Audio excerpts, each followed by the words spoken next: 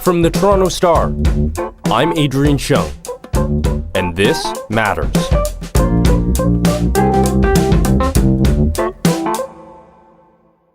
Many of us are spending a lot of time online right now.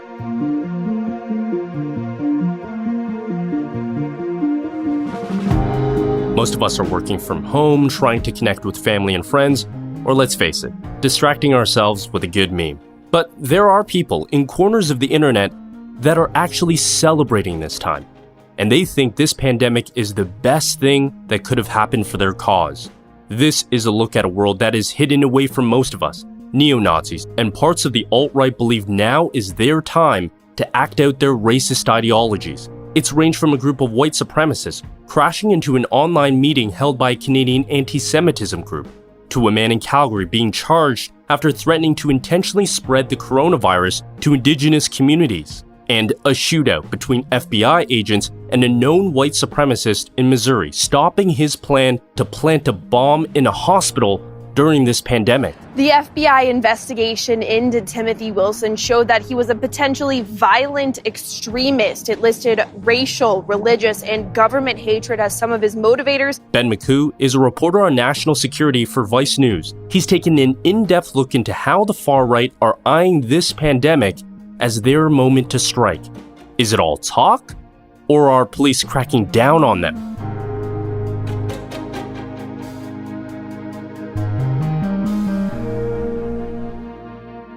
Ben is also the host of the podcast Cyber by Motherboard, the tech and science arm of Vice News. Ben, thanks for talking to us. Thanks for having me. So, Ben, I just want to acknowledge off the top that when I was reading your reporting, part of what I thought was, don't we have enough to worry about during this pandemic? Now we have to worry about white supremacists and terrorists.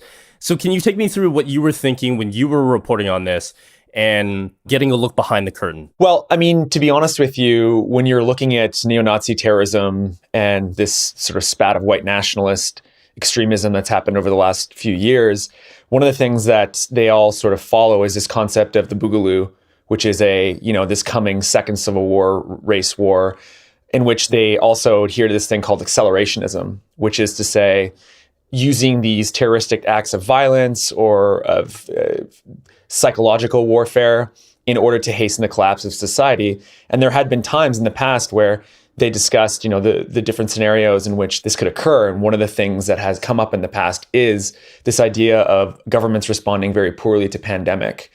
And of course, being a terrorism reporter myself, a national security reporter, when this was happening, I was on the lookout for potential conversations surrounding this. And of course, when we published our story, it was very early on. We were seeing a lot of chatter surrounding, this idea of accelerating the collapse of society during this now global pandemic. And then, of course, a couple weeks later, the FBI even issued various bulletins, corroborating that we were right. This is something that white nationalists and white nationalist terrorists specifically are looking at as a usable moment. And in your reporting, you make it clear that a lot of this talk and this so-called planning by neo-Nazis is happening sort of in a hidden and dark corner of the internet. What are they saying in these chat rooms and in these channels? They're saying anything as explicit as, when National Guard comes, start attacking them in the woods because there'll be smaller numbers in rural areas, so they're more likely to be susceptible to a violent attack. They're saying things like, if you do get sick, go cough in persons of color's face or a Jewish person's face. Some of it also is darkly humorous to them, but some of it's also very serious. I remember reading one thing where an individual said, this is a great time to go and to, shoot your gun into a building in an urban area and then exit the area. Don't even shoot at someone, just shoot at things, just to scare people and promote this idea of fear and that society is falling apart.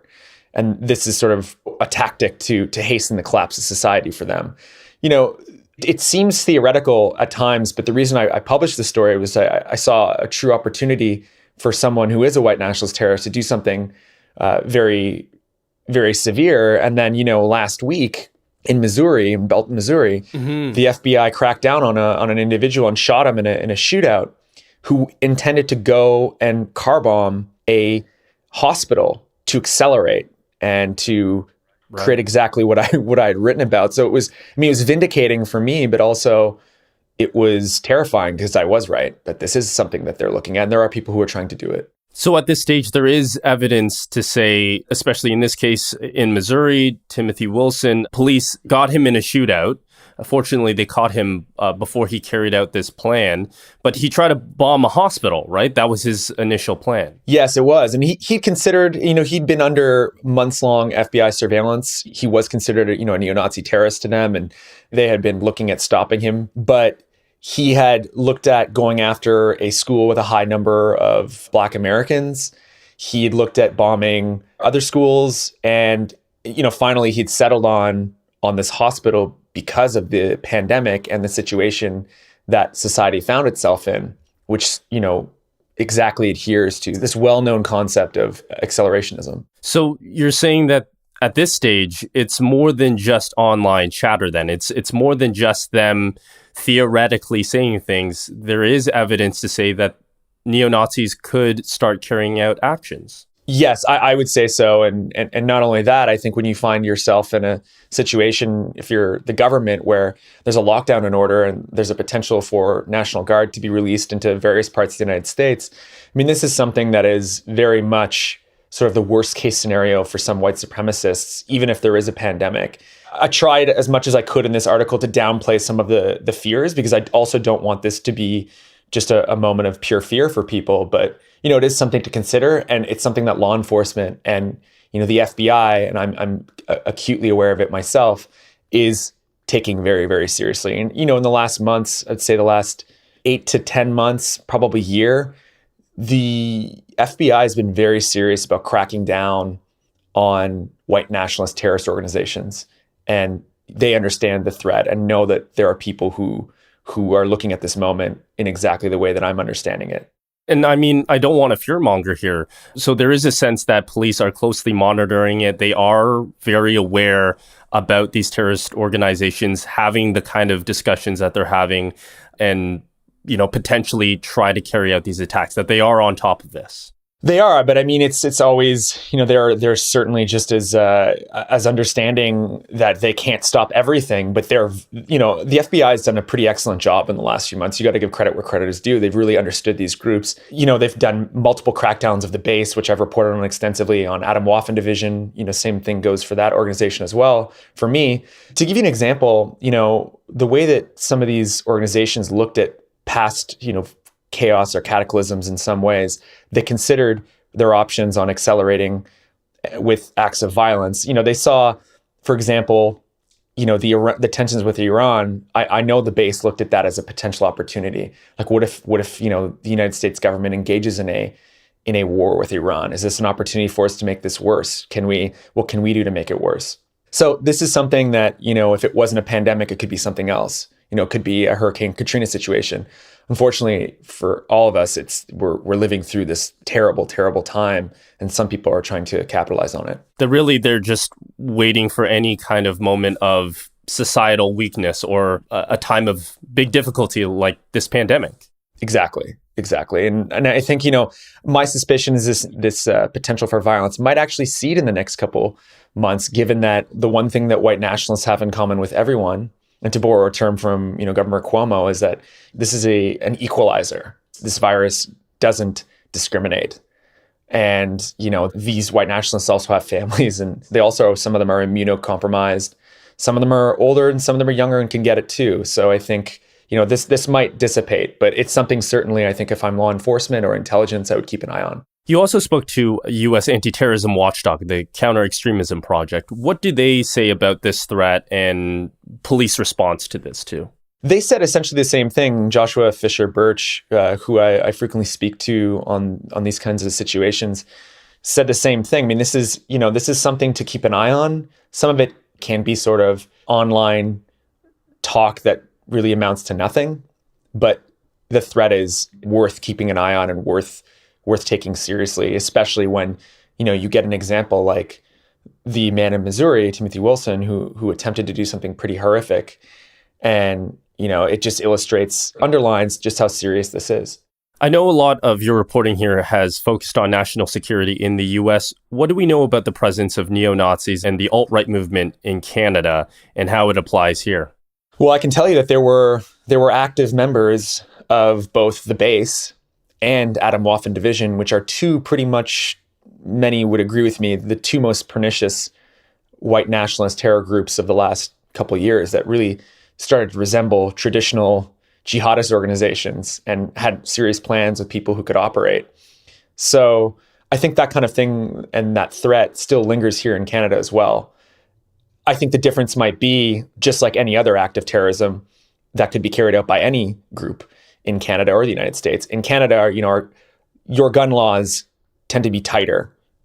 In America, it's much easier to get a hold of some of these high-performance assault rifles that have, 20 rounds in a clip versus in Canada where you can only get 5 rounds in a clip. So these sorts of things are not as prevalent, but the threat nonetheless is still there. I mean, look at someone like Patrick Matthews. Patrick Matthews had been missing since allegations first surfaced back in August. He had been a combat engineer and had basic explosives training in the Canadian military, which released him when the allegations came to light. Who was a Canadian Armed Forces reservist and was a very active member of the base, ended up being a fugitive in the United States. And has now been charged. I think he's facing something like 40 or 60 years in jail on federal charges in the US. So this is, it's a real threat in Canada. And it's a threat here in the United States as well.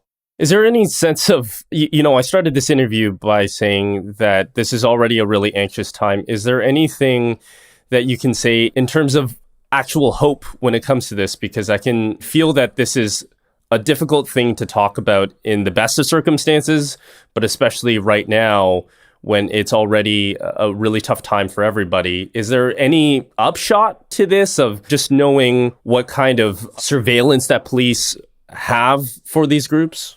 I think there's a couple of things you can say. I think here in the US, the response by the FBI in the last year to these types of groups and these types of threats, as evidenced by the way that they were able to crack down on Timothy Wilson last week, has been quite excellent. They really are thwarting these attacks. They're stopping them. So, there is some amount of trust you can place in law enforcement and the intelligence community to stop these things. The other thing is, listen, I'm in the epicenter, the global epicenter, basically, of the coronavirus pandemic right now in New York City. There are literally bodies being stacked, mere miles from where I'm sitting. And I can tell you the societal response to this has not been to disintegrate and to hate one another and to attack one another. Crime rates have plummeted in New York City. And I think that that's something to also bring some hope to people that, these white nationalists, if they were to carry something out or try to, they are not in the majority of people who would accept it. And I think that they know that, and it would be a lot harder for them to carry something like this out. And also, I think the another thing to be hopeful of is just, if something does happen, let's all, keep a steady mind about this and trust the authorities and trust our fellow citizens. I think that's really what we can do right now. And not just in terms of, with the fear of a white nationalist terrorist attack. I think just generally, we need to trust one another and look out for one another and stay safe. And that's really what we can do. Ben, not an easy thing to report on, but thanks for taking the time to do it. Thanks so much for having me. And that is Ben Makuch. He's a national security reporter for Vice News and has written a story on neo-Nazis during this pandemic. We know that racist incidents are continuing to happen during the pandemic and that some groups are using this uncertain time as a chance to do harm or at the very least get into your Zoom meetings. But as Ben has been reporting, police in Canada and the US are keeping close tabs on terror groups, like they've always been, and in clear cases like Timothy Wilson's in Missouri, they're putting a stop to those plans before they ever get to us.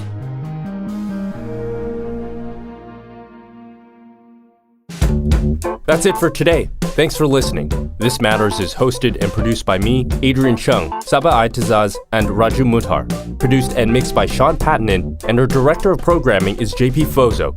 Our show theme music is by So Called, and our episode music is by Mike DeAngelis. We want to hear what stories matter to you. Please send us comments, questions, or ideas to thismatters@thestar.ca. Please consider supporting the journalism the Toronto Star newsroom does at thestar.com. And don't forget to subscribe to This Matters on Apple Podcasts, Spotify, or wherever you listen to your favorite podcasts. Let's talk soon.